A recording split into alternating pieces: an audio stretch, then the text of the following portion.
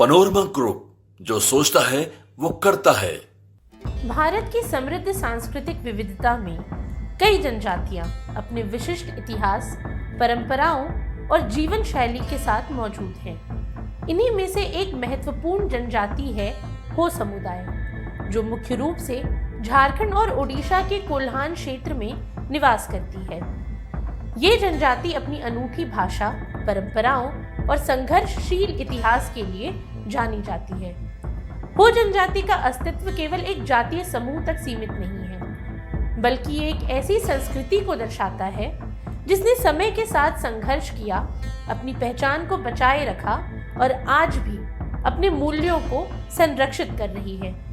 तो चलिए इस वीडियो में इस जनजाति के इतिहास, संस्कृति, भाषा और समाज में इसके योगदान को विस्तार से बताते हैं। दरअसल हो जनजाति भारत की प्रमुख ऑस्ट्रो एशियाटिक जनजातियों में से एक है, जो मुख्य रूप से झारखंड, ओडिशा, पश्चिम बंगाल और बिहार के कुछ हिस्सों में निवास करती है। ये समुदाय खुद को हो, होडोको और होरो कहता है, जिसका अर्थ उनकी भाषा में मानव होता है।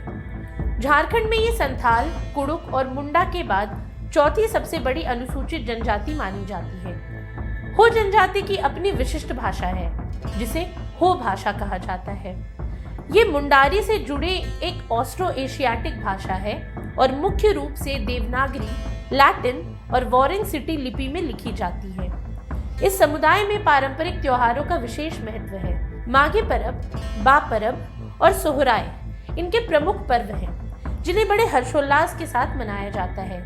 नृत्य और संगीत उनकी सांस्कृतिक पहचान का अभिन्न हिस्सा है, जो उनके समाज में एकजुटता और सामूहिक उत्सवों को बढ़ावा देते हैं। हो जनजाति के अधिकांश लोग कृषि और खनन कार्यों में संलग्न होते हैं।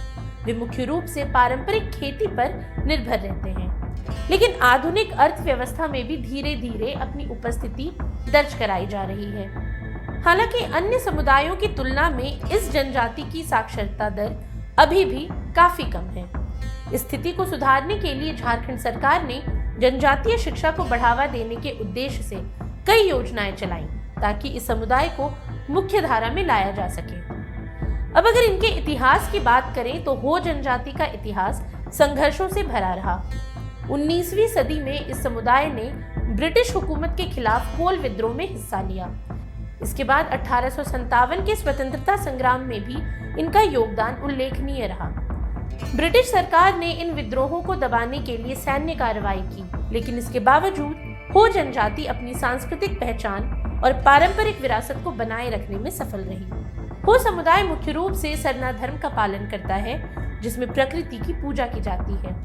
वे सूर्य देव सिंगा बोंगा को अपना प्रमुख देवता मानते हैं। इनके धार्मिक अनुष्ठान और परंपराएं प्रकृति के साथ गहरे संबंध को दर्शाती है, जो इस जनजाति की आध्यात्मिकता और सांस्कृतिक मूल्यों को दर्शाता है।